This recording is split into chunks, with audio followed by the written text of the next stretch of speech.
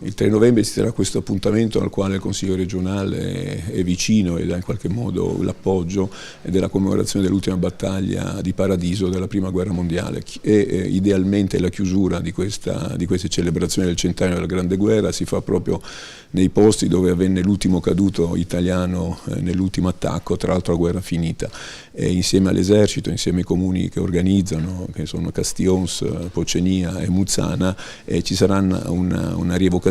con la consegna poi della colonna in questo luogo simbolo della inutilità della guerra, perché immaginiamo che in quel momento c'erano dei uomini che cadevano per difendere la patria, guerra finita. Però è importante il senso di memoria che va fatto anche in ottica di comunità, di gente che in qualche modo, sentendosi parte di una cosa più grande che era la patria, dava il proprio sacrificio senza chiedersi perché, ma immaginando che questo poteva servire a un interesse collettivo. Con le celebrazioni del 3 novembre prossimi vogliamo ricordare a Paradiso gli ultimi caduti della Prima Guerra Mondiale.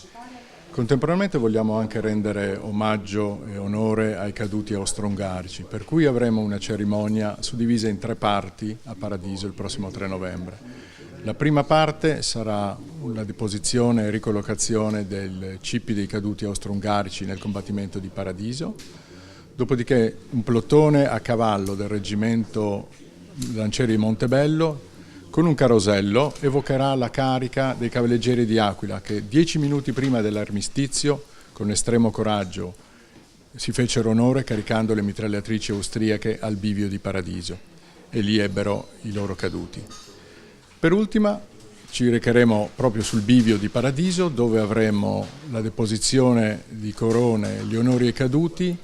al primo monumento eretto immediatamente dopo la guerra per i caduti della Prima Guerra Mondiale e dei caduti nell'evento di Paradiso.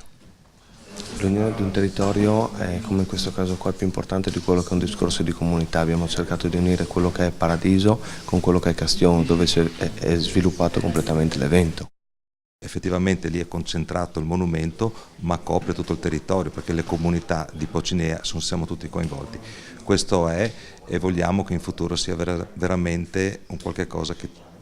porti serenità e pace alle nuove generazioni, è la cosa che ci interessa di più.